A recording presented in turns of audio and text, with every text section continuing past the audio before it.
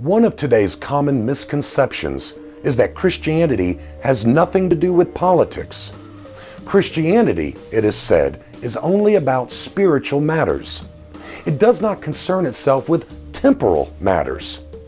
Regrettably, this Neoplatonic mindset has swept through the Christian church and our culture, leaving a devastating wake in its path. Hello, I'm Jerry Johnson, and I welcome you to another edition of Against the World.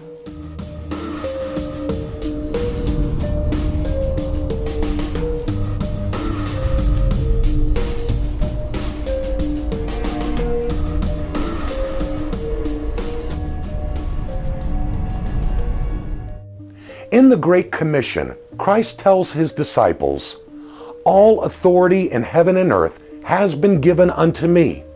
Go therefore and make disciples of all nations."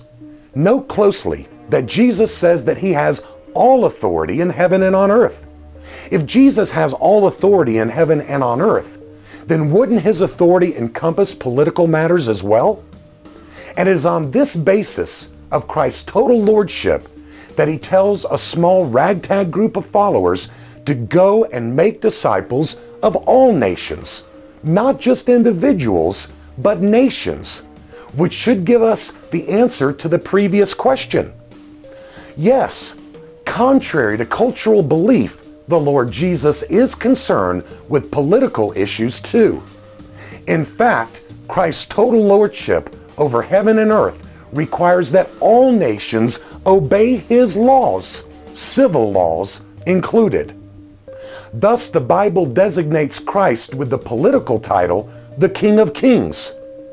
This title logically implies that civil rulers must submit to him by enforcing the law of Christ, what I call Christonomy, and not the law of self, which most governments promote today, and individuals, autonomy. Why? Because there is a way which seemeth right unto a man, but the end thereof are the ways of death. And so Psalms 2, verses 10 through 12, gives rulers, kings, presidents, congresses, prime ministers, it makes no difference, this sober warning. Now therefore, O kings, be wise, be warned, O rulers of the earth. Serve the Lord with fear, and rejoice with trembling. Kiss the Son, lest he be angry, and you perish in the way. For his wrath is quickly kindled. Blessed are all who take refuge in him. As we see in Acts 12, Herod refused to serve the Lord in fear. And what did God do? He struck him down. Contrast Herod with the pagan king Nebuchadnezzar in the Old Testament. God humbled and taught him that he was the true ruler of the cosmos, and therefore that God was even Lord over the affairs of Babylon. Nebuchadnezzar, after many painful lessons, finally acknowledged that the Most High rules on the kingdom of men and gives it to whom he will. Since God is the source of morality, of what's right and wrong, it is Christ's lordship over the civil government that gives us the ultimate moral basis to oppose theft, murder, rape, and other crimes, all of which violate God's moral law. So what is Christonomy? As stated previously, Christonomy stands in contradistinction to autonomy. Christonomy is the law of Christ, and autonomy is the law of self. And what is the law of Christ? It is the law of love. In fact, explaining true love to his disciples, Jesus quoted the Old Testament. "Thou shalt love the Lord thy God with all thy heart, with all thy soul, and with all thy mind. This is the first and great commandment, and the second is like unto it. Thou shalt love thy neighbor as thyself. On these two commandments hang all of the law and the prophets." So, how do we, as Christ commanded, show our love for God? Well, we show our love for God by having no other gods before him, meaning false gods, by not making idols and treating them as if human hands can truly represent the infinite, unseen, uncreated God, by not taking any of his titles or descriptive names and use them outside of their proper context, and by remembering that he created the heavens and the earth in 6 days and rested on the seventh. My friend, according to the Old Testament and Christ, this is the first and great commandment: love towards God.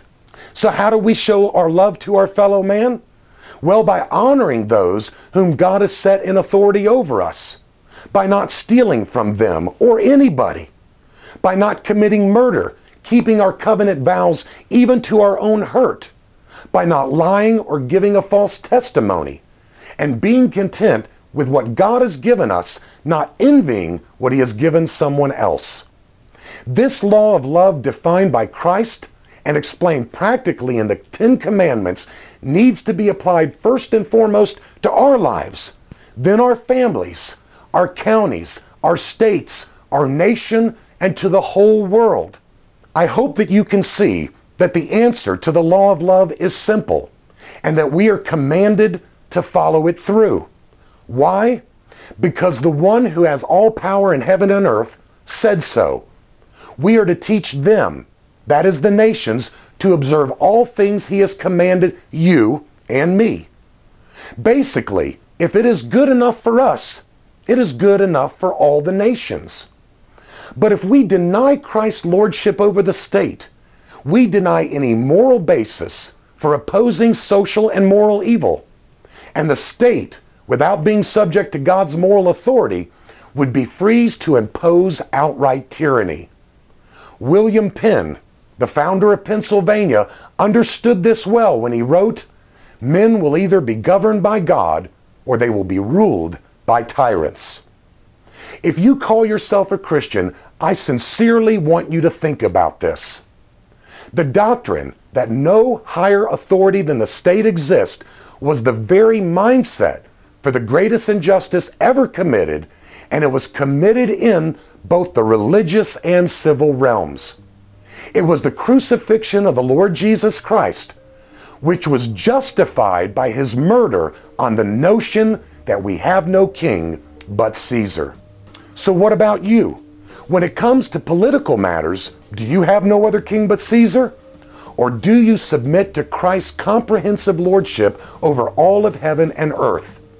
Will you kiss the Son and acknowledge that Christ is not only Lord of the soul, but of the state and everything else as well?